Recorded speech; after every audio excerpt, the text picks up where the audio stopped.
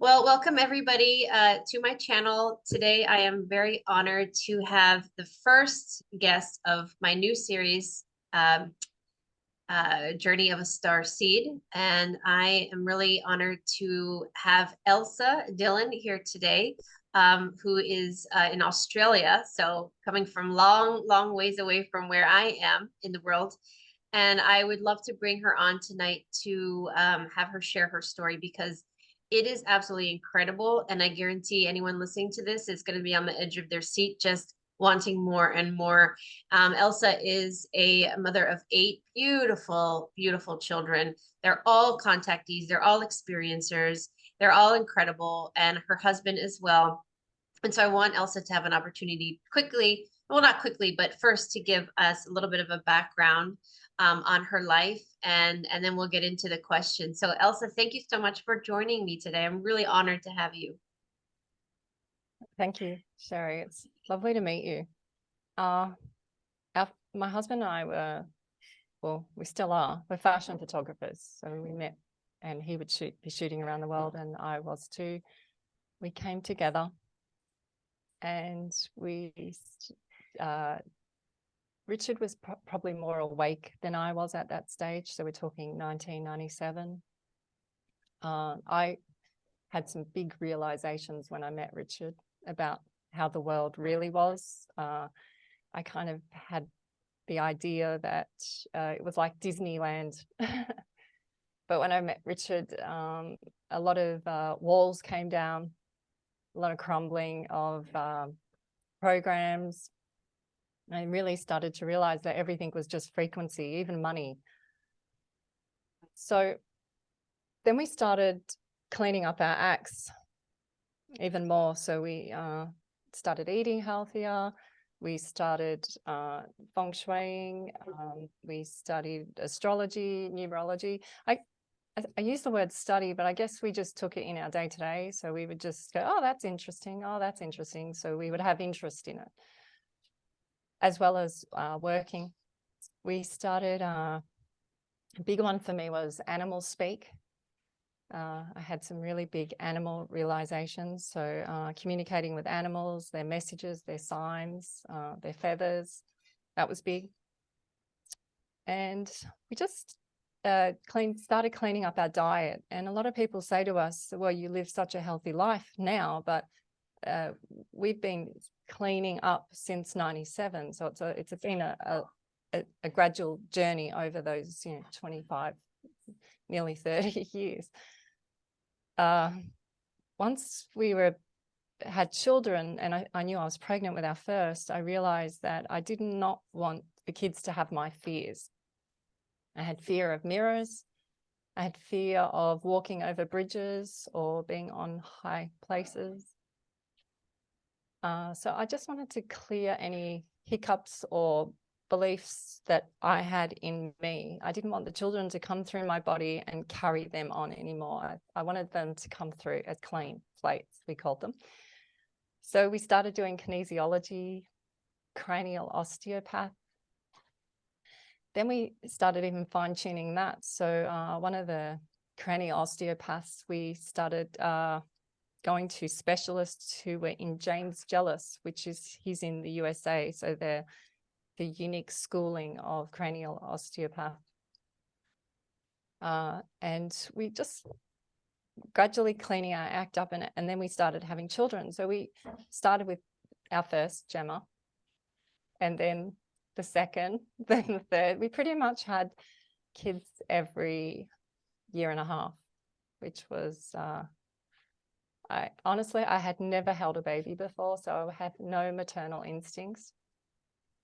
We decided with Gemma that we didn't want to follow all the pregnancy courses. I didn't want to take on board anyone else's pregnancy. I spent so long cleaning up all my chakras and frequency. I didn't want to go in and take on other people's pregnancies or points of view. I just wanted to go in and have birth my way with Richard.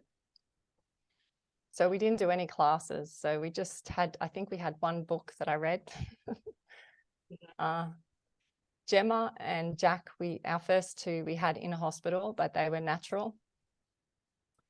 We had a lot of hiccups with the system when we were in the hospital. We had issues because we wanted to leave early. We had issues on the way we wanted to just do it naturally. They just wanted to interfere all the time. Gigi came along, the third child, and we just realized we were in an obstetrician appointment, and we were sitting in the reception and we were just looking at everyone around us, and we went, we don't need to do this. We know how to do this. So then Gigi was our first home birth. And home birth depends on how deep you want to go with it. We went pretty deep with it. We did some really, it's considered out there practices, but I feel they were very healthy and beneficial, not only to myself and my body in healing, but for the child as well, and breastfeeding. So then we've had the children. So we then, in the financial crisis, we come up to Byron Bay, where we live now. We're living in the hills on a farm. And we have only got 7 children, and we find out we've got 8 now because Jeannie popped in. Literally. And that was before 2012. So she was born in May, before the December 2012 Mayan calendar shift. And I felt like that was a really important thing for us, still unfolding messages about that. Then some weird stuff really started to happen. People were coming up in the streets and hugging us, giving us gifts, shaking our hand, introducing themselves. And we were thinking, is this just a really friendly place? And then we would go up the coast a bit more and the same thing would happen. And people would come up to us and call us ETs, literally call us ETs, which I thought was really odd. I thought it was just the people in the region, to be honest. Yeah. I just thought maybe they're really spiritual and I'm not, and that's how they communicate. So they started saying, I see angels around you, I see your aura, it's really big. And this is just random people, like, you know, just going to the shops and getting groceries. We shifted to Byron Bay, so we're living probably a more healthier lifestyle, and 2 of our children started getting really, really sick, like really sick. Gradually, day by day, worse, grinding their teeth, screaming. Our daughter, her head started swelling on one side and impacting her brain. Our son, he wasn't healing. So if you know what boys are like, they're really rough. And so he would get a cut on his knee and it wouldn't heal, it would grow. And then he'd get another cut. So after a couple of months on a farm life, he was looking pretty wounded, like he'd look like he'd been to war. They were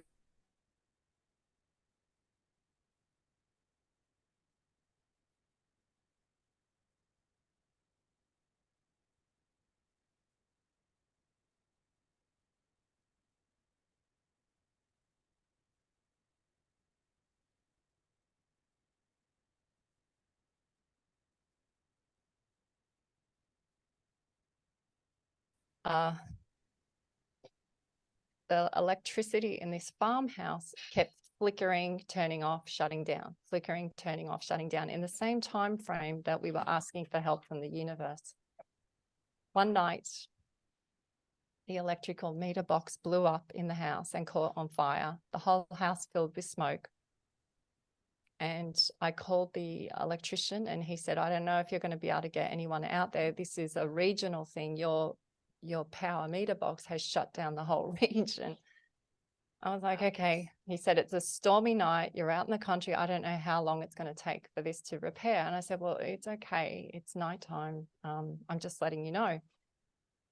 As he was on the phone and I was on the phone to him, 3 regional electrical state helpers or big, huge trucks that fix all the power lines here drove down our driveway as I'm on the phone. They said, oh, we were just passing your driveway. You must be angels. You must be ETs. I'm going, seriously? I'm getting it at shopping and now I'm getting it with the... Anyway, they fixed it. It was a big... They had all these trucks and lights, and it was very dark where we lived, so it was quite a procedure. None of the kids woke up. Like, I was like, wow, this is the most amazing show. No kids wake up. And they're all really young. They're under 10. That night, I couldn't go to sleep, and neither could Richard. And also the house was full of smoke still. So I started Googling angels and ETs. And I started realizing that angels and ETs come through electricity. They come through water. They come through glass.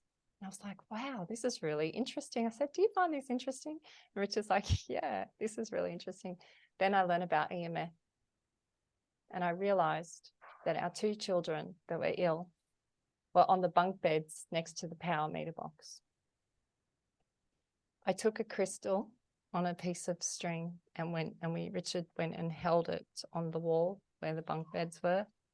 And the crystal started bashing the wall, like fully like dinting the wall. That's how angry the crystal was. It felt like the crystal was angry. And I did more research. It was very hard back then. This is 2012. So it was very hard back then to find information on EMF. There were no towers up at that stage in Australia.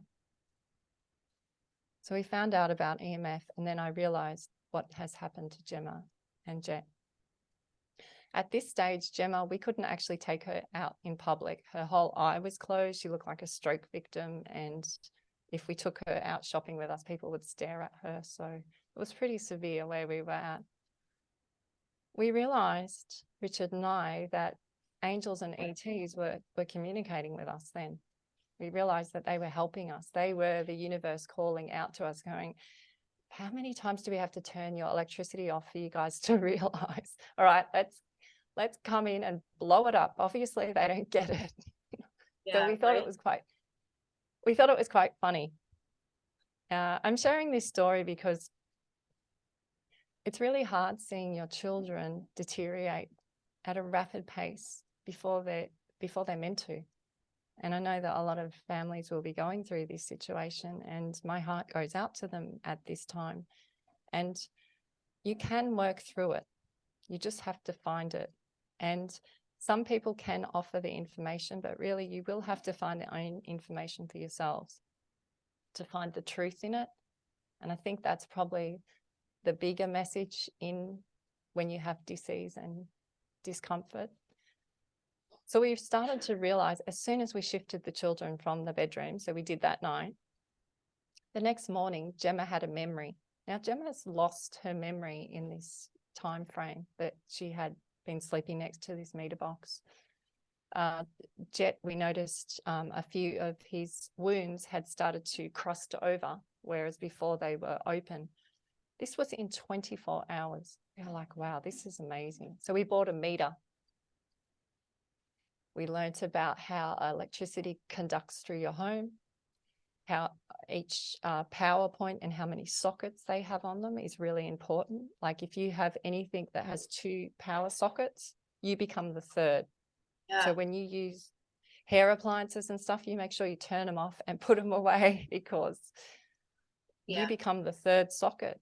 And that's what happens with this meter box. The children were supposed to go to sleep at night, and instead of going to sleep and healing, they became part of the circuit.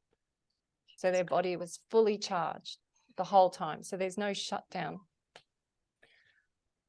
It was very interesting learning about EMF, and we were all really, really grateful. We took our children to iridologist specialists, and they said that it was like looking in the eyes of 98-year-old people. They said they're so depleted of all their minerals.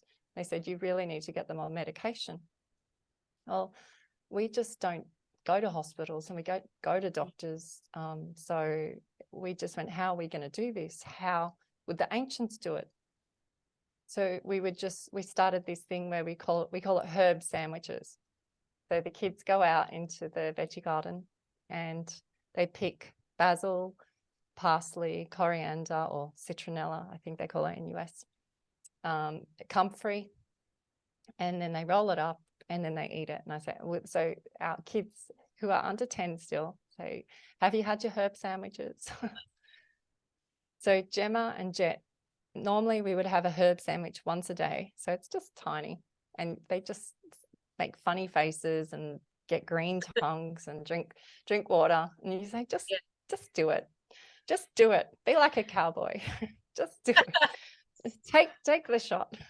Anyway, Gemma and Jet, we would have to do it 3 times a day to get them their minerals up. We would give them liquid vitamins. I don't personally do not believe in tablets. I can smell the glues in them. So we would, all the minerals that we would give them are either in powder form or liquid form, and took a good year for us to bring them back to looking more like how their faces looked, because they lost all muscle as well, and their hair changed. But even today, 10 years later, the kids are still saying to me, Mum, I've just had a memory. I've just remembered something that I had forgotten from those days. So people say to us, so was that the first awakening? And I believe it was a shake-up for our family. But it was also a calling. It was a calling out to the universe. And what a beautiful way to call out, and also funny. Like, it's funny. They play with us, how they communicate. How many times do we have to turn your power off? How many times do we have to have electrician out before you guys wake up? How sleepy are you two? So let's go and blow it up. Let's make a big show. And so that's one thing that Richard and I always do, is we just have a laugh at ourselves, because it is funny.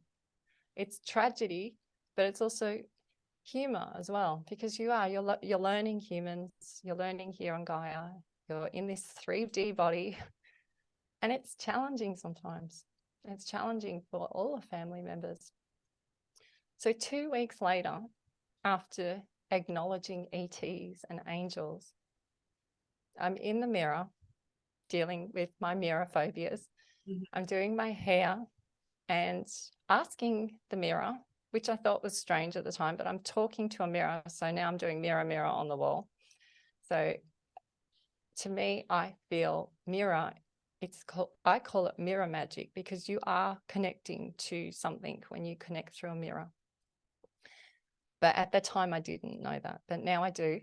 Anyway, so I'm in the mirror doing my hair, asking the mirror, why do I have black hair? Because I'm blonde like the rest of the family. And they showed me a bust of Nefertiti. And I remembered the bust. It was the only artifact that my father had kept from Egypt. He grew up in Egypt. He lived in New York for a year, and then he came to Australia. As he came to Australia, they lost all his luggage when they were picking it up over the dockyards. So they picked up the luggage and dropped his batch of cargo. So the only thing he had was the bust of Nefertiti in his brother's suitcase. That was it. And so I'm in the mirror doing my hair. I see the bust of Nefertiti, and I'm like, why are you showing me this? And I could feel her saying to me, it's me. It's me. I'm going, is she saying it's me or it's me? So then I had to start going through, what's this about? I didn't really know who Nefertiti was. I thought Nefertiti and Cleopatra were just, it's only what I knew from Hollywood. So I started researching Nef, and then I would start hearing her communicate through the day to me, and I was very confused. I kept telling Richard, and I felt like a lot of them were thinking, oh, well, it's because she's had 8 children. She's been breastfeeding for some time now. She's gone a bit cuckoo. Then she started telling me, it's not just me, it's the whole family. I was like, what does she mean? So I start looking up her husband, and her family. Then I start realizing the similarities in the faces and the postures in the statues, similarities in their habits, in their personalities. And then I started measuring their face shapes and distances between their ears and lips. And I'm going, how can this be? So I shared it with Richard. He goes, wow, you have really got to take some time off. This is Get some sleep. Just go take a nap. Yeah. Go have a sleep. Go meditate. Go do something. Go for a walk. And I said, babe, it's not leaving me alone, and it's getting stronger and stronger. And this happened. This went on for 2 years, about 2 years. Wow. In that time frame, we had then relocated to a new home. The new home was called Sedona, which was quite interesting for other information later on. But this home was right on the top of a hill, had huge rocks on it, and I would be gardening a lot there, and the rocks would start talking to me. Really? My family think I'm absolutely bonkers, and you're going to now, the rocks are talking. I've already talked to the animals, now I've got rocks. Anyway, the rocks kept saying, the answers are in the rocks. The answers are within us. We hold messages. So I started sitting on the rocks. I sat on the rocks for a while, and then this message that came through within 12 hours, I had a message come through of a gentleman and his son called Steve Strong and Evan Strong, for Forgotten Origin. And they study the hieroglyphs in the Gosford glyphs here in Australia. And I went, babe, this is really interesting. They're saying that there were Egyptians here in the Gosford glyphs. Now, that's where we used to live. And we would drive through the Gosford glyphs. And I would always say to Richard, there's weird energy here. There's weird energy. Anyway, I heard him talk about two things, and then he spoke about the beginning place, which was another location near the Gosford glyphs. And it was a secret private land location. This private land location is where Richard and I and a couple of other people would go motorbiking every weekend. This location has huge boulders on it.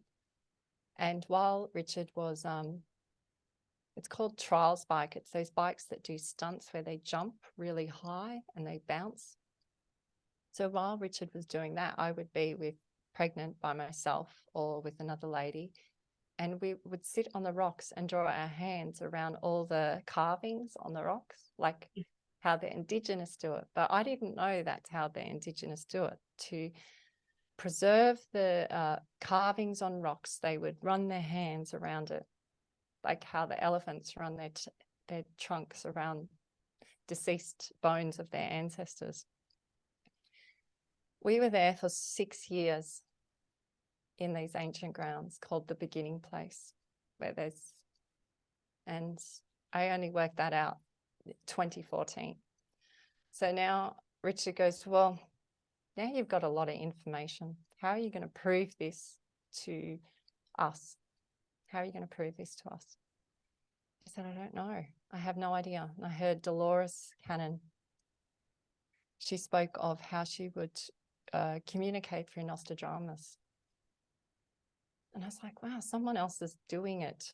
Someone else is doing it. So, okay, if she can do it, how am I going to do it? So she's a hypnotist. So I found Dr. Brian Weiss on the internet. I Googled him for about 20 minutes, 15, 20 minutes. And I went, I can do this. So I went took myself into my own regression. And then I'm there. I'm with Nef. I'm in her realm now. Wow. Yeah. When I met her, I was an orb or a ghost or a flash of light or a smell or a noise, like bells. Sometimes I could be even an insect or an animal, but mainly an orb. And so she was doing the same with me here. So I would be seeing the same thing. So then we started going to and fro. Then it started to change where we stopped looking like orbs to each other and we were just with each other. Now, she was having the same thing happening with her husband, where she would have to prove it to him that she wasn't crazy. One time they were going to get ambushed by military that were going to sabotage them. And Neff and Akem were together and I was around them, and Neff knew I was there, and I kept saying to her, they're coming. And she didn't act quickly enough, and I started to get really stressed in this regression. So I went down the chambers, down the staircases, and I could hear metal and men's voices coming up, and I realized that they were going to attack them, and they had no idea. And so I kept asking him to stop, but I was like an energy, so I wasn't in 3D form there, so I couldn't stop. This power in me, this anger in me came out, and I exploded there, and completely, you know when you see a Stargate or a porthole and you see that huge flash? Like a burst, yeah. Yeah, like a huge roar at them, loud enough and big enough to create a wind, and they fell down a flight of stairs. They dropped all their armor. Some of them were knocked out, and then I did it again and again and again, and then they left. They kind of hesitated, they looked at each other, and then they left. And Neff and Akem came down to see what the noise was, because I made a noise. I made a noise, and I made wind, and I made light. I went, wow. And that was the first time Akem acknowledged me.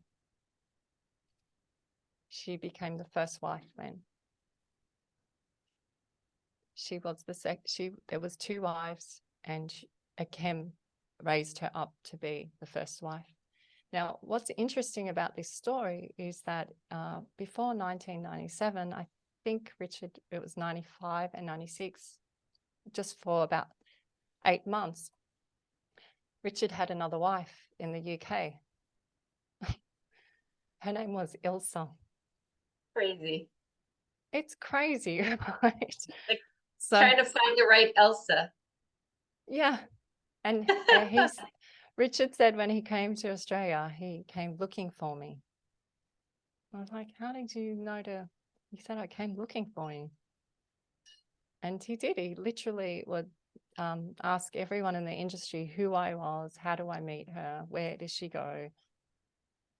So you can't explain these things. And at the time when someone says they come looking for you, that's fine. But then as time goes on and you go back to those moments, the pieces of the puzzle and the show really do come together. Absolutely. So I tell you this story, and Sherri, it's every time I explain this story to everyone, it is amazing. It really, it blows me away hearing myself say it, because it's not my profession in the slightest. It's not. We weren't speaking to anyone spiritual until 2020. We started talking to. So all these things we've worked out for ourselves. We kept them to ourselves because we understood how confronting or weird it might seem. When we started, when we shifted to that house at Sedona, we really did start to see craft in the sky. So I would get woken up to screeching in clouds, callings, blue orbs calling me outside. Animals would call me outside. We would see craft moving or stars spinning. And one of the ones that we would always love is they would spin and then they would come really fast at you and then disappear like magic. Is that why you call it spinbeings.com, your website? Is that what it's called, Spin Beings? Is that where that comes from? Spin Beings, we call it Spin Beings is because we believe And we've come to believe that everyone is their own star. So everyone has their own orbit. And all these different stars come into each other's orbits at different times in perfect divine alignment moments. And sometimes those stars stay together. Sometimes they collide. And I think we can all experience those moments where we've collided with others. And so we feel that everyone's spinning their own spin. Sometimes you spin faster, sometimes you slow down. Just depends on what your orbit's doing at that time. So there's no right or wrong way to spin.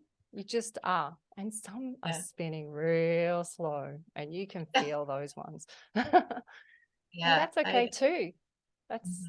There's no right or wrong way to spin. It's just, so we believe that's what spinning is. The other thing is I do spin every day. So that's one of my things I do to ground myself. So well, I want you to go into your extraterrestrial experience with the crafts and all of that, but I want to just circle back really quick before we move on. And I want the audience to recognize or paint this picture that this isn't a reincarnation. And I've heard your interviews, and I resonate very much that in this 3D world, it's linear time. So we are this is constructed, this matrix is constructed in linear time. But outside of that, there is no time, and there's no such thing as past, present, and future. Everything is parallel. So what you're explaining to everyone is there is a parallel reality where you are very much real and very much living as Nefertiti, and your children are their children. Your husband is Akeem, and it's happening simultaneously at the same time. And you are and have been since that first time in the regression, communicating with one another and helping guide each other from two different timelines, two different realms of reality. Is that right? Yes. And hearing you say it, I go, oh, I almost get cringy about it. And that was one of the reasons that we didn't share it, is because it sounds really cringy. But that's how I couldn't have planned 8 children. There's no way I could have planned them in that order. It's impossible. But it's happened, and these things have happened to us, and they continually happen to us. So the reason we're sharing this with others is maybe these things are happening to other people. And I really believe in my heart that others will hear this story and go, honey, you know how I've been telling you about this? Listen to this lady's story. It's way out there. My story is way out there. And then you start to spin differently, right? So now, instead of you're holding your spin back, you've heard someone else's spin, and their spin's crazy. It's way out there. And you go, oh, hang on, I've been holding my spin back for society so that they feel comfortable. Now look at what she's doing with her family, and she's not afraid. She was afraid, but she's not afraid now. And I'm going to spin now. And that's what we hope, and I believe in my heart, hope that this will inspire others to spin their own spin so that they can come out, they can be their true calling, they can be their true, no matter what we are taught about history and time, it's all collapsed for our whole family. Because one of the things that was a big deal for our family was Richard said their outcome is not great through history. Akem and Nef's family, it's not a great outcome at all. And over the years of communicating with them, reading the news, communicating with them, reading history, it's not, we can change it. We have changed it. They've proved it to us. We've changed history. And they're telling me they're as alive as we are. How that works in my brain, I don't know the scientific evidence of it or the proof of it, but they're telling me that. So that feels more right than anything I read. And I think that's the point too, Elsa, is when you're in the quantum, science doesn't need to have proof. There is no proof. When you believe and you resonate at the frequency of the infinite, possibilities and a multidimensional reality, there is a parallel version of us someplace else. You just so happen to have found that other version of you. And it just so happens to align with the oversoul of your group and how you guys have come together in another reality, all in the same. I mean, you've even talked about how your children are the exact same years as and ages and in the sequential order that your children have come through. You know, that's something that to me is evidence in and of itself if we needed such a thing. But part of our evolution is not needing the evidence. We shouldn't need that. We generate off of truth and knowing through our heart. And that's part of our evolution, I believe. And so your story is going to help many because they are going to have those moments perhaps where they say, oh, that makes sense to me, or maybe I'm not so crazy, maybe this what I'm feeling is right. And that's why we want to share these stories so that people don't feel alone and don't feel like they're the only ones. Yeah. And seeing Dolores Cannon for those few videos back in 2012, and she was still alive then. Dolores Cannon looks exactly like my grandmother, exactly. So instantly I felt a loving energy from Dolores Cannon, and I realized that she would have, in her time, been going through exactly the same, working through the process. What am I doing? Who is this I'm communicating? How is this possible? And she would have had to work all that out. No one would have worked that out for her. She had to work it out for herself. And that's the other message that we share, is that you can't copy someone else's spin, or you can, but it will die out. The orbit will lose energy. And you hear people of vampiring or sucking other people's energy, or cords attached to you. They can only absorb so much, and then it runs out. They have to find their own spin, their own light, their own essence, their own soul. They have to find it to continue existing. Otherwise, it will fade. And that's what Absolutely. I felt when I realized, okay, it has to be this crazy for me to actually take notice. Otherwise, I probably wouldn't have taken notice. Exactly. Sometimes it has to be just lightning bolts for us to get it, Can you go into the near-death experience that you had as a child and how that relates to the experience that you had out in the field with the ship that was above you, that was the mirror ship that looked like a mirror, and that experience? One thing, so once time collapsed, so 2014, we've got our heads around that time's collapsed. So time really doesn't matter anymore. And we do this thing where because we weren't around spiritual people, we don't know all the exact terminologies that are used. So we made up names for our children to understand as well, because they were so young. So we would call it moment collecting, where you go back to a moment. If this moment keeps showing up in your dreams or in visions, or you keep having deja vu of a moment, there's a message waiting there for you, whether it's from your oversoul or an incarnation or a ghost or an alien or an ET, or it doesn't matter, it's there. So go back to that moment and address that moment, because maybe that moment that you were there, you weren't ready to receive all the information fully. So people call this time travel. So we go back to moments and collect the moment, and then when you go back to that moment, because you're addressing things, you're expanding that moment. So now we class that, when people talk about creation and expansion, we call that expansion. So people will ask us, oh, does it feel like the children have grown up really quickly? And I always say to them, no, it feels like 50 years. 1 year can feel like 50 years, because we keep expanding these moments where we go back to. So the first near-death experience that I can remember was my mum. I used to have that ringing in your ear, which I've heard a lot of people have. I used to call it the bells, and the bells were really loud. And my mum, I could see my mum yelling at me a lot and saying, why aren't you listening? I could, and I just couldn't hear. It was easier to hear the bells, so I would just switch off. So of course, my mum, being the caring mum that she was, she knew that I had to go to a doctor. So she took me to a doctor, and they would syringe my ear with hot water, which was quite excruciating and usually would burst my eardrum. But that's what they did back then. They thought they were doing the right thing. That was what they knew.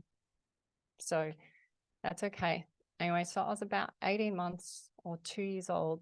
My mum had my sister on her hip. We had just come out of the practice. I'd had my ears pressured, so I'm completely deaf now. Usually it would last 2 weeks sometimes. We were crossing a major highway, and we had crossed 3 lanes, and we were in the middle, and we're about to cross the next 3. And Mum swung her hand forward, and I thought that she was walking out, and I kept walking, and then I could smell burning hair, and then this heat, really hot, hot, hot heat, so hot. And I kept smelling this burning hair, and burning hair has just the worst smell. I turned around, and I remember looking into a headlight, and back then headlights were made of glass and it was hot. I could feel my eyelashes singeing, and I remember staring into the light of this headlight, and that's all I could see, and I was mesmerized by it. And also I'm completely deaf, so it was quite beautiful, smelly but beautiful. I don't know how long I was out for or what had happened, but as I came to, I looked around and it was absolute chaos. All the cars had stopped. My mum and my sister were screaming. People were screaming, but I couldn't hear them. So it was just looked like a mess was going on, but I didn't realize the mess was because of me. So that memory got put into a closet and forgotten about. My mum didn't really bring it up with me. It was probably way too emotional for her. It would have been really hard for her. So now we're in 2017, and I would hear these callings in the clouds, or the animals, or the foxes. And I would go outside in the middle of the night, and Richard would ask that I didn't do it because he felt uncomfortable, because we have wild dogs around here and really deadly snakes. I said, it's okay. It's all right. I'm just going out. I'll just look at the stars or go and talk to the horses. I went out to the horses, and I was patting one of the horses, and then all the horses grouped around me in a herd, so protection mode. And then they all faced the same direction. I went, uh-oh, it's a wild dog. And they all faced south. As they're facing south, I'm watching them, and they're all sniffing the ground. So I'm thinking, oh, maybe it's a storm because they're sniffing the ground. Why are they sniffing the ground? They only sniff the ground on a storm coming. And one sniffs, one's up. So they all take like a role in the herd to protect. And all their ears are twitching. But they just held ground. I was like, so there's no danger. No one's running. So what's going on? Why are you all protecting me? And then I see one like horse look up, which is very odd for a horse to look up, because horses don't look up. They don't have predators, so they don't look up. They looked up, and the only other time they look up is if my son has the drone out. then they look up. So I'm following their ears twitching and looking up, and I'm looking up at the stars, and it's a black mirror. I'm going, oh, this is really pretty, but it looks like liquid. And I start to see veins shooting through, like blue electric pulse veins shooting through, like it was like messages going through, and it filled the whole valley. The whole valley was 200 acres, 260 acres. Filled the whole valley, and it was like a triangle type shape. I could see the edges, and then I could see the sky above the edges. And so I could see that it was different to the stars. And it was low. It was really low. And that was it. I don't remember anything more from that. I woke up the next morning and Richard said, "How did you sleep?" And I looked at him and I went, I thought I had a funny dream, but I actually went out last night. He goes, "I told you not to go out." I said, "No, I went out last night. I had a big craft experience." And he said, "What happened?" And I told him what happened. I said, he goes, "Well, that's the biggest one we've had so far." And I went, "Yeah." Then after that, I started to change, apparently, to the family. My smell changed. My personality changed. They stopped calling me mum. The kids would stop talking to me. They would walk past me like I was a stranger. So in a small farmhouse of 10 people, it got really uncomfortable for me. They wouldn't sit with me. They wouldn't eat with me. No one wanted to be around me. I said it was like I was possessed. So the kids now think I'm possessed. And they said, it's all this stuff that you're doing with Neph. It's taking over you. It's you're changing. Why have you changed? Why have you changed? So a few months went on, and it got worse. And Richard was getting concerned because he just didn't want to be with me. And we've always had harmony. Like if you have an argument, we work through it, and it's only an hour or just a bit moody, but that's it. Not this continuation day to day. And they said they even smell different. What is going on? And so Richard said, "Go and do kinesiology." I went, "Okay, I'll do kinesiology," because to me, I didn't feel any different. I felt the same. I felt exactly the same. I did kinesiology, and she went through everything with kinesiology. It's great. They go through all your chakras and your hydration and your oil and your salt levels, and then they go through the years and see if you need any cleaning up and onion peeling back. Mm-hmm. And she said, "I'm not getting anything." And this was a first for me with kinesiology. "I'm not getting anything." She said, "I am going to try one last thing." And she did. She asked if it was outer worlder. Instantly, outer worlder came up. Instantly, that date came up. Instantly, she started to freak out. So she left the room. She was shaking. But she had never Wow. experienced that before. Is that why? Okay. Yeah. She left the room, which was okay. I understood.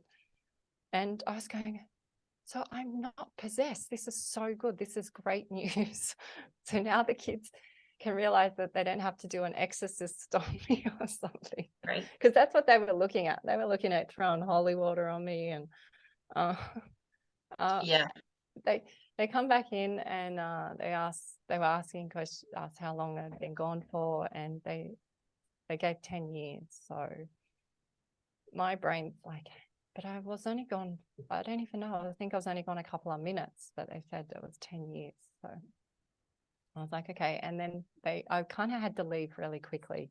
I could feel I was uncomfortable there with them. So we left quickly. I got in the car, told Richard, and he was like, "That's fantastic. You're not possessed." He said, "You even feel different." He said, "So it goes back to that date, huh?" And I was like, "Yeah, that was it. We left it 2017, November 2017, pretty sure that's the dates. I do get my dates mixed up, but that we left that information there. Then after that, it was like once I had acknowledged that craft moment, it set the kids off. And I had a meeting with Mary Rodwell in February last year.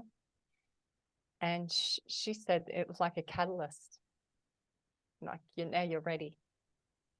So the kids start communicating with ghosts, getting scared by ghosts, seeing lost souls, seeing ETs. They start seeing crafts come really low or touch the ground. They have orbs, they have fairies, we have goblins, huge, unusual looking beings, like giant ones. Not just one type, all of them are having different experiences of all these different beings. And it was literally like a snowball. And I found the best way for our family to deal with it was if some of them wanted to draw it, because then they could explain it through the drawings, because it was very hard for a little child to explain certain vibrations or technology, but they could draw it. They would show me how their brains would work, or they would show me how their eyes would work. And so they just started drawing. So four of the girls in particular started drawing. And as their drawings went on, the beings would teach them how to draw as well, which I found it was amazing. So 2017 to meeting Mary Rodwell, February, was when I bring out the first video. So we go live with what was been going on. So we realized that this UFO ET phenomenon that has been going on for thousands of years, they might use as a tool for manipulation. And there's nothing to be scared of. That's what our children, the message is, there's nothing to be scared of. And the more we can address it within ourselves, this tool of manipulation will be turned off. And I feel that we've already come to that stage already. Well, yeah, it's all about understanding who we are and multidimensional aspects of ourselves. And so when you were gone for those 10 years, do you know what you did within that period of time, and why, when you were still present with your family, you smelt and acted differently? Was an aspect of you gone, so it was like a shell of yourself that your family could tell that you weren't all there? Do you know any more information? So meeting Mary in February, a few months went by, and she sent me an email and said, would you like to do a hypnosis of your craft experience? And I was like, wow, okay, I've never done a hypnosis. I was a bit nervous, but we did it, and the whole craft experience happened for me. So 2017 now became a moment collection point. And pretty much everything that had been happening to us was training us to be able to handle the craft experience.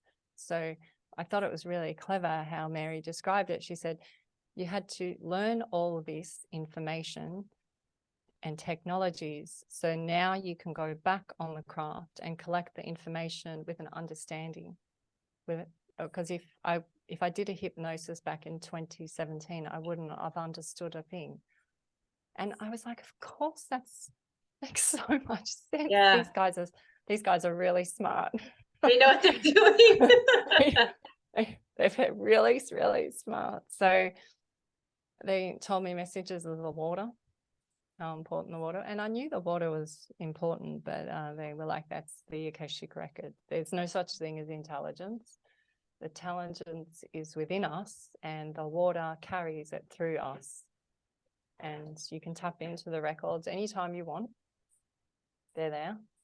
Sometimes the water needs a little assistance, depending on where the water's been or how it's been treated. Mm-hmm. They told me about the children coming in whose pupils aren't straight, and they have been damaged by what's going on in the world. And they said that this is a technique to block the programs. And it was very hard. I got very emotional about this one, because I kept asking him, is there a different way? Is there another way we can do this? And they were like, this is the quickest, easiest way for beings to come through onto Gaia and block the programs that are so thick. So I understood. I didn't. Sometimes the information that comes through, you don't like it. Yeah. But I see the point of it though as well. And I do understand that everything is just a frequency, and us humans are the ones that put the emotions on the frequency. So I get that, but I'm also a mom. And, I see babies, and I see pain in others. I see pain in animals. So I do put emotion on it. and I deal with it like the rest of us do, but it's hard hearing that information from outer worlders because it's already overwhelming, the information. They told me that we are part of a group, and Richard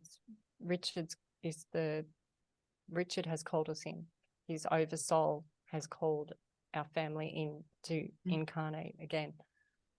I've had many other people say to us, well, you know, you're not the first Nefertiti incarnation. And I don't even like the word incarnation, but I don't know what other word describes it yet. Maybe one will present later on.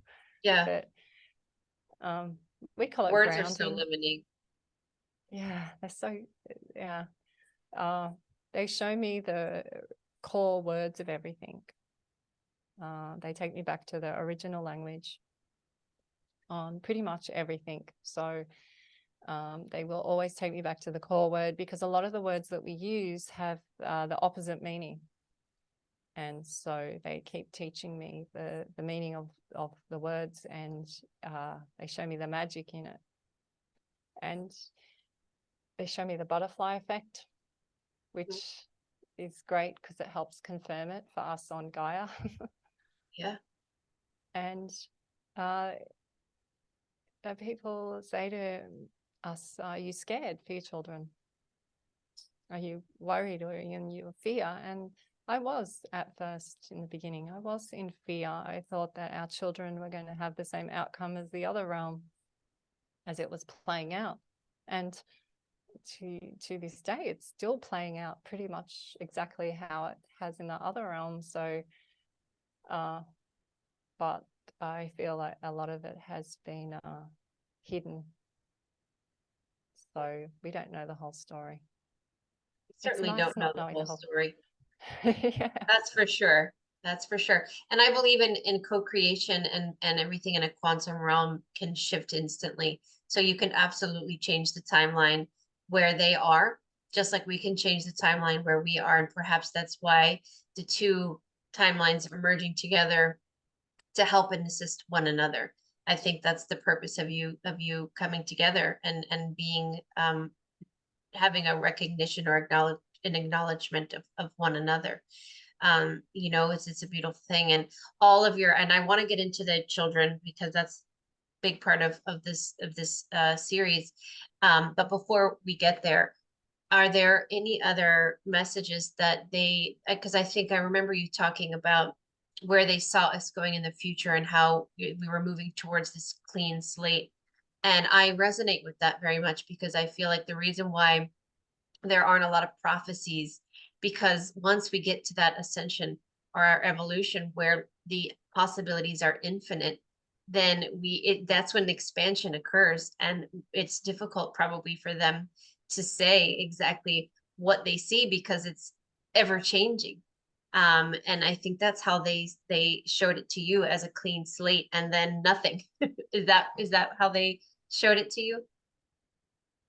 Yeah, they're like so they compressed all the drama that we've been going through for all the years, and then they squished it like really hard, and then they just threw it out, and it looked like just black. And then the human mind says, oh, this is the end. And then I went, no, you need a clean slate to begin. Mm-hmm. And so the blackness is the womb. It's where you start. It's where the seed, it's the darkness of the soil. It's that black soil where the seed grows. And so now you just need those little flickers of light. And that's what we're doing. All of us are doing. And there's people like yourself, Sherri, that are out there speaking out and showing those flickers of light to other people, so that their flicker of light can flicker, get a spark in it, and then they get a spark. And it really does come back to the mothership. I say this a lot. It's the mothership. You are bringing in the seed. You're bringing in they literally, you are the porthole for the child to come through. So you're the mothership, and the baby appears through you. They grow in you. And the more that we can assist the masculine and the feminine to come together and support that seed coming in, wow, what a different place this is going to be. It's pretty, that makes it so exciting for me. You know, our children have to grow up with other children. So we don't want them growing up with people that just look at screens. We want them to grow up when they can make eye contact with each other, and they can cry and they can laugh and they can climb and swim together. And they're capable of being them, not relying on other people. They're capable of being them. And, you know, something you said to me too, Elsa, the other day when we spoke before we had this recording this evening or morning for you, that was really an important point you made, because I have invited a few of her children to come on as well, and we will work out that timing later. But you said something, Elsa, which is so true.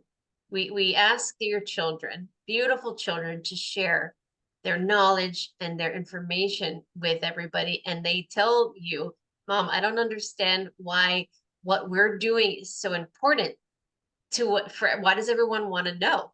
Because in their reality, isn't everybody doing this? Isn't everyone communicating with other beings, multidimensional beings? And many are all over the world, absolutely, but not to the extent that we are opening up about right now, collectively.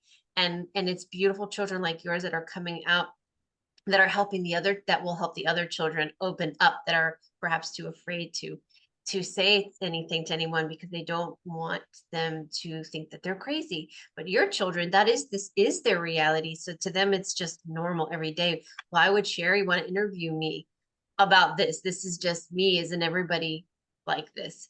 And I just thought that's such a humble space to be in. And that's where we are trying to move as a collective, to cohesiveness, to working together, where all children can play together with an even playing field of masculine and feminine energy, and just consciousness and just being. And your children are embodying that right now, because you and your husband work very hard to create such an environment for them of peace and tranquility. And we are moving in that direction, I believe, slowly as a collective, for those that want.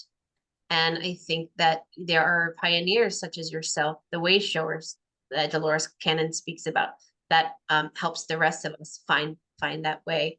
And I think that's so beautiful that your children are like, what? It's just me. I'm being me. Well, it's a great point, because the kids when they're with their other friends or on the beach with other children, they see that in the other children. They see their other person's inner truth and their inner child. They see the other person's soul. So and it has happened, when that other child acts out to them or acts in a harmful way to them, they are very confused. And we've said to them, they even said to us, well, why did you let us play with them if you knew they were going to be like that? And I said, well, you have to experience this as well. You have to go out separate to my body, separate to me being your parents. You have to experience everybody. We can't stop your experience having experiences, because then why are you here? Yeah. So you have to learn how to spin around that spinner. And sometimes they'll act out, and that's okay, because you can see that. You see their inner beauty, and you see what they want to put forward to you, and you understand that. They don't understand that yet. One day they might, but at this point they don't understand that. So that's okay. And that's the biggest topic we've probably had with our littlest ones the last probably year. We keep saying, it's okay. You haven't done anything wrong. It's okay. They've got challenges going on in their life. They've got mental issues or health issues or family issues. It's okay. It's okay. And we're like their sounding board to allow them that it's okay. You're allowed to feel upset. You're allowed to feel sad if they present this to you. But it also will give you an experience of knowledge. or a deeper understanding of, perhaps what these children are going through, and their upbringing is might maybe quite different than theirs. So it gives them a little bit of compassion and empathy towards them. And part of their journey is to spread their light to show these other children a better way. And so it's very synchronistic. And I would love to talk about, maybe you go into, because your children have, just like every person on the planet, we all have our unique characteristics and our gifts and things that we can do that might be a little bit different from one another. So, and your children are no different. So they all have their unique qualities and things that their gifts. Do you want to go through some of them a little bit? So this is a game we play. So the kids connect with their oversoul. It's not a game I invented. It's a game they invented because they wanted to find out whose oversoul was the oldest, including 10 of us. So they played a game. So they worked out whose oversoul were the oldest. Some used crystals. Some did scrying. Some did mirror work. Some would go out and talk to the animals or the birds. But they all come back with a different answer. And then they all come back together with all these answers, and they worked out who was the oldest and who was the youngest in the family. One answer that came back that was across the board with all of them was that they're laughing at us because age is not a thing up there. But they'll play with us to give us understanding. So they worked out that Richard was the oldest. Then Jerry, our number 6 child, she is the second oldest, and then myself, and then Gemma. And it was just funny. So now they use that as a tool when they go shopping. They say, well, what does Jerry think? But Jerry's not the eldest, but she is the oldest. So she gets to say what chocolate we buy, or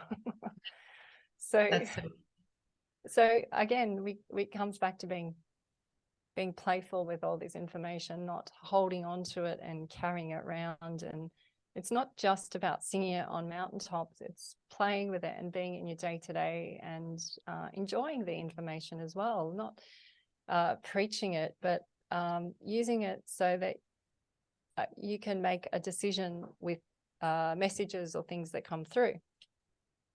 So they communicate with their oversoul. Then they would start working out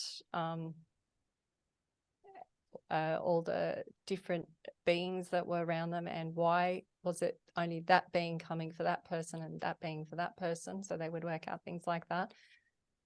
The gift side was probably, I'm going to take it back to astrology. Back in 1997, Richard and I, we would get an astrology reading done on each child after they were 10 days old. And I found that seeing the map of the stars of each child when they were born helped me to understand the difference of each one, so that they were so unique and had such different stories. And the message is coming from the stars. So you can't argue with that. What was interesting is that you're getting a reading of a child at 10 days old, and now I have them at 18 and 20-year-old, and they're acting out those star messages from back then. But to a T, like it's overwhelming, but it's exciting as well, because it does become magical, and it does become interesting. And the gifts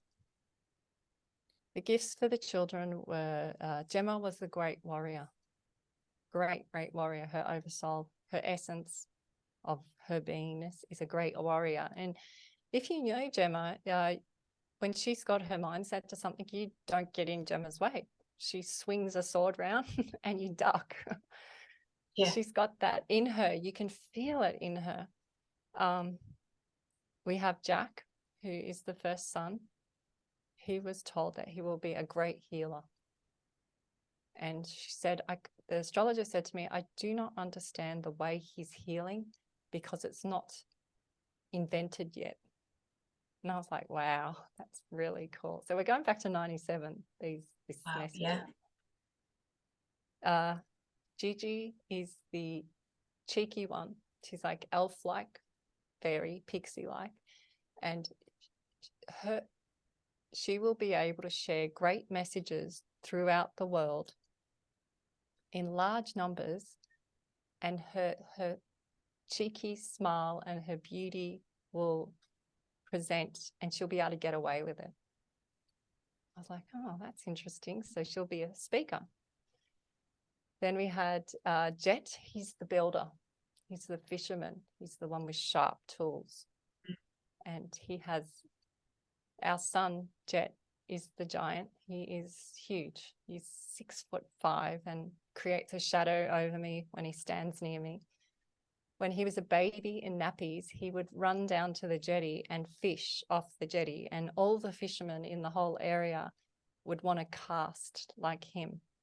And they would say to him, he's still in nappies, had like soggy nappy on and no top on and fishing. I mean, he couldn't talk, but he could fish. Natural. Yeah. So he's the one that goes spearfishing with sharks and has arguments with sharks. I know. He would come in and say to me, he said, oh, I've caught this fish, Mum. And I said, that's a great Jet. He goes, I caught another one, but I had a fight with a shark. And I'm like, give the fish to the shark. Just give it to the shark. He goes, no. This shark's been bugging me for a few months now. Like he would remember them. They know each other. I'm like, Jet, please just give the fish to the shark. He said, well, next time I'm not going to give it to him. Oh, so Jet, yeah. So Jet's a builder and he's big. Ginger is our electric one. I got electrocuted, I think 5 or 6 or 7 times with her, and near-death electrocutions as well while I was pregnant with her.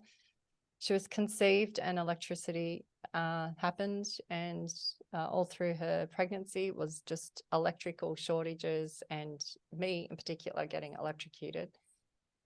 Then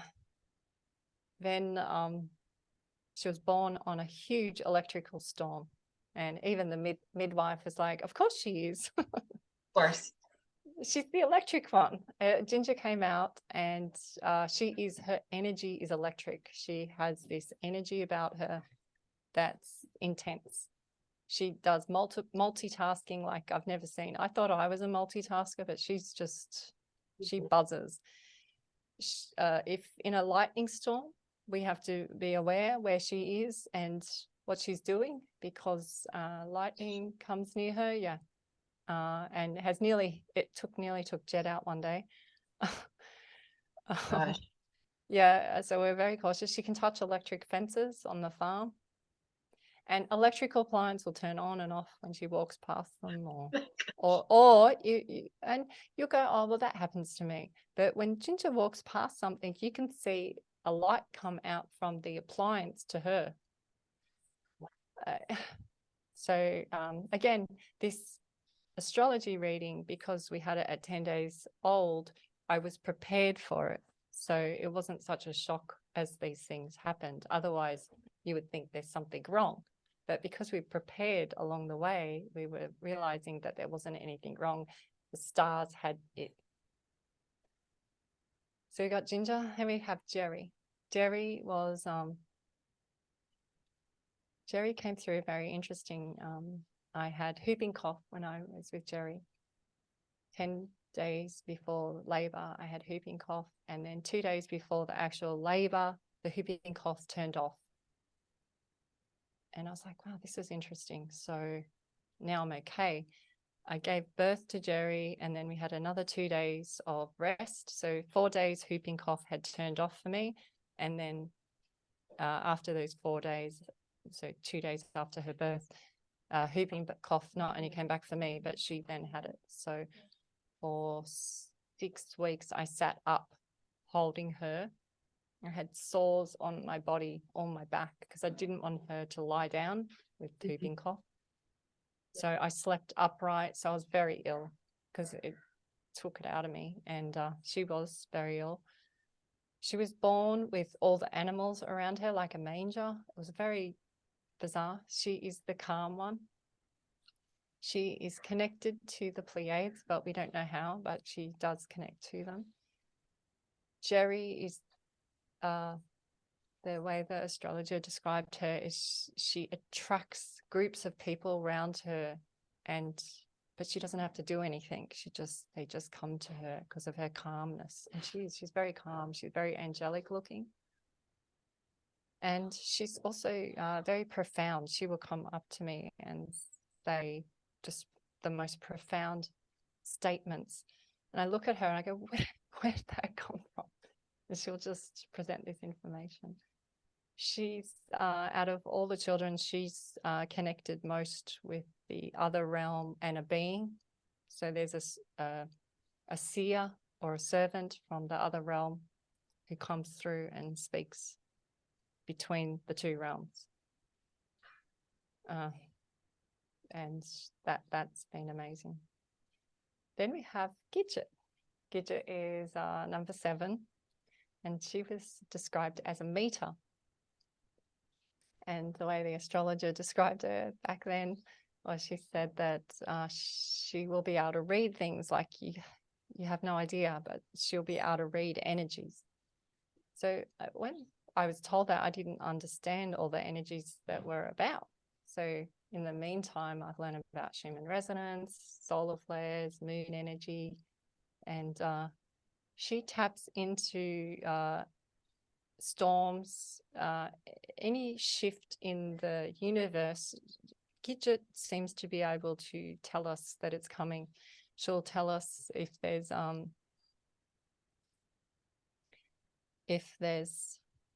frequencies that are going to come into our field that aren't for the highest good. Sometimes it can really take her out. So we have to really support her with making sure she's fully hydrated, lots of sea salt and oils, because she is a meter. So we have to make sure her meter is handling these energies coming in. And as soon as, sometimes it's just putting her feet in a bucket of water. And so instead of her lying on the ground crying, stand her in a bucket of water and she's fine. Wow. But if I took her to a doctor, they would give her medication. So again, see how the unfolding of the information has helped us assist to be naturally healing. Then we had Jeannie. Jeannie is literally like an entity. She is very brave. They said that Jeannie will be around extra large beings. That's what the astrologer said. Now, she said, I don't understand, but I'm seeing bigger than elephants. And I went, well, so is she like a marine biologist with whales or something? She's going, bigger. So she said, Jeannie will be able to handle big things. Oh, back then, I didn't understand that at all. I just thought, is she going to be a circus performer? Jeannie's probably one of the littlest in our family, but the way she commands the largest horses we have or anything, how she is with beings because she has a lot of 3D experiences with beings, she handles them so well. Wow. She just, she will stand up to them as well. She will say, no. What do you want? Why are you annoying my sister? Or she will she's very deaf. She's not, she gets scared, but a lot of the time she will face it. And she's very in tune, the quickest, really. She'll be very in tune with beings. So they're the gifts. Wow. You have quite a bunch there. I mean, and in saying that, I have 3 and I feel like that's a lot.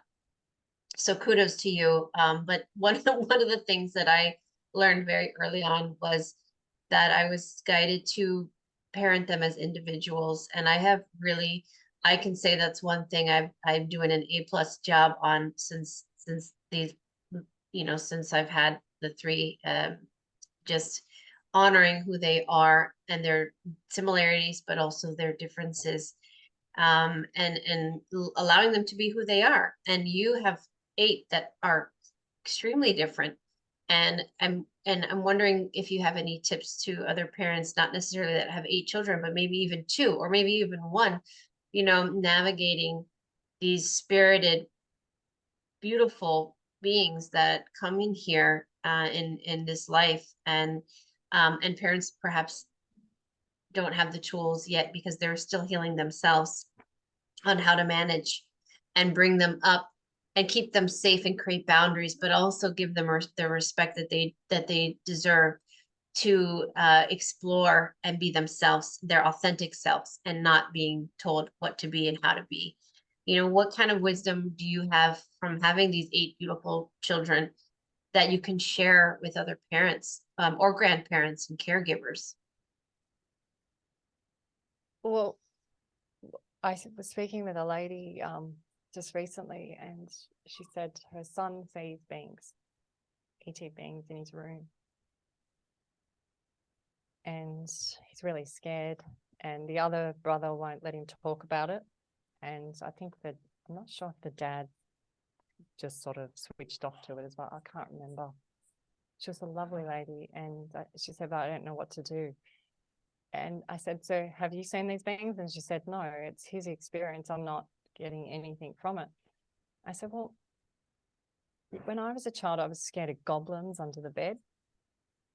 And now I realize that the goblins assist me with my speech. They teach me about the primal language. So now the goblins are my friends. So I said, what did your son do? She said he hides under the covers. And I instantly remembered that's what I used to do. Me too. And she said, you did? So you hide under the covers, right? Because the covers will protect you. Yeah, no feet, and my feet couldn't be on the other side either. Yeah, it have to be. It doesn't matter if it's full summer. If you're covered by the sheet, you are safe. You're safe. Yep. Yeah. Now, that practice alone is very clever because the sheet is like a shield. So you've intentionally said out loud. So little Sherri and little Elsa have said, this sheet will protect me.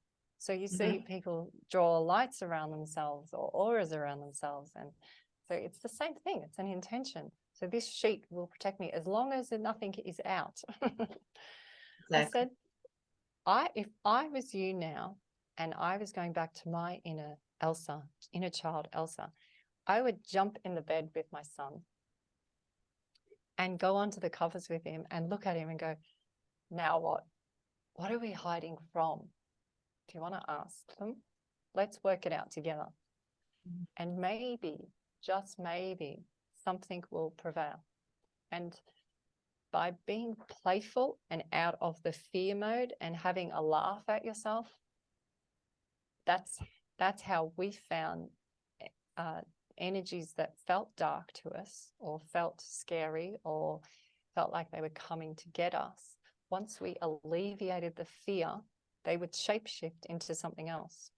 And when people say to us, aren't you afraid for our children? I say, well, at first they might present unusual to us, which then triggers the fear programs in us or the worry. And then once you go, okay, past that, they change or they shift. The frequency changes for you. And that's one thing. If you can be an inner child with your child, yes, and have a laugh. Just have a laugh at yourself about it. What are we scared about? What are we hiding from? Are they going to take us away? Are they going to hurt us? Well, we're good people. We're kind people. Why would they do that to us? Maybe they want our help. Maybe we're just reading it wrong. And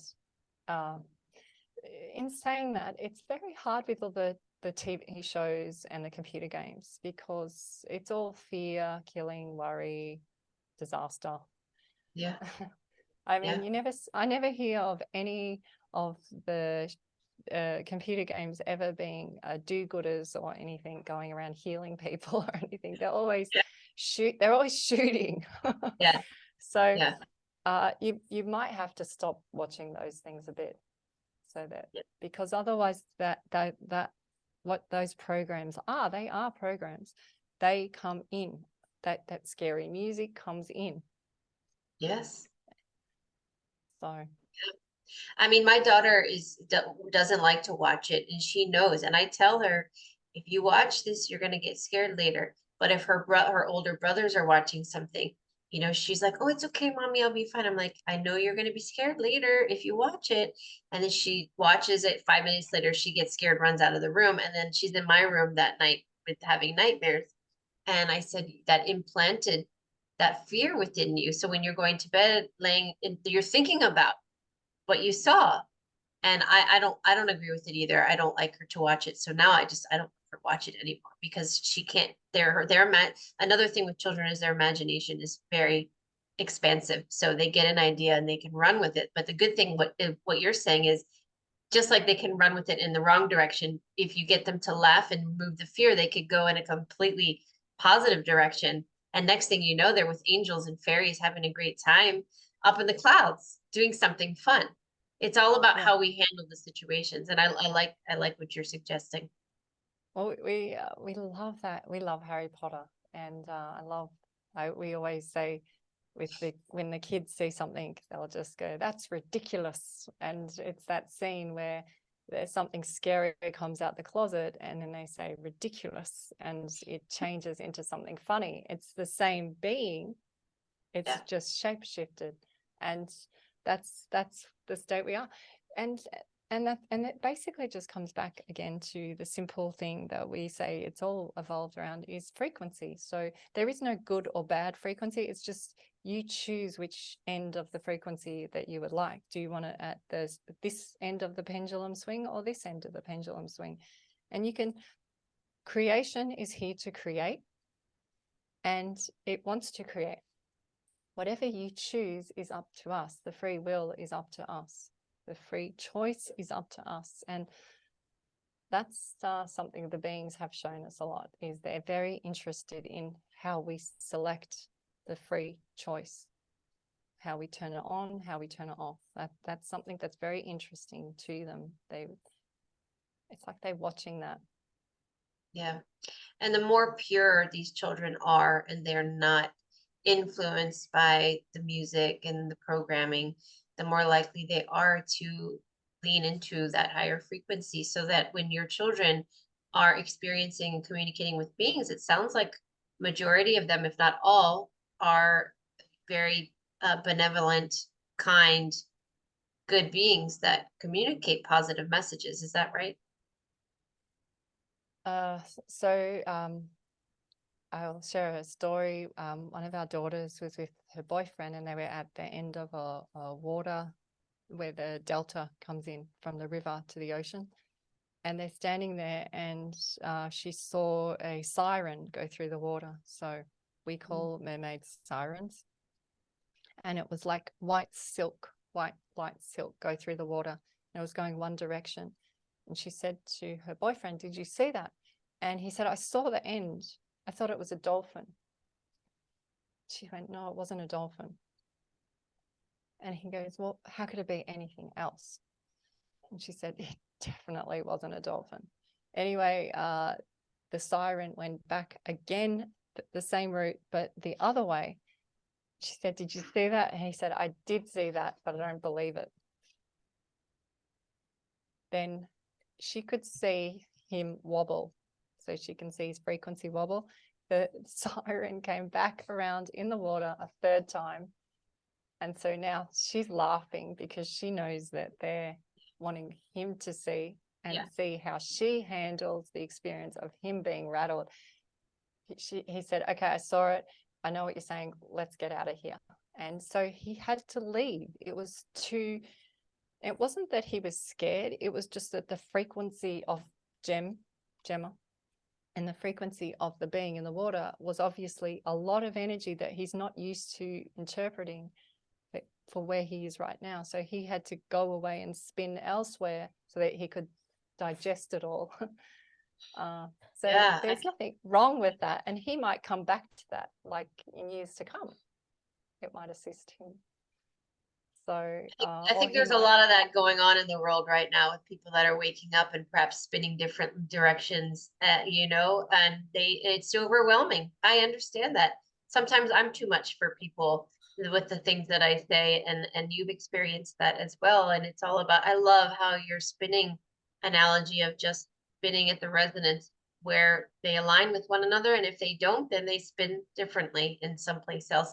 Because there is no right or wrong, there is no better or worse or any hierarchies. At least in my reality, I don't believe anyone is better than another. It's just different experiences, different frequencies. So I don't want to keep you for too much longer. So is there anything else, Elsa, that you want to share about your children or yourself, or any experiences?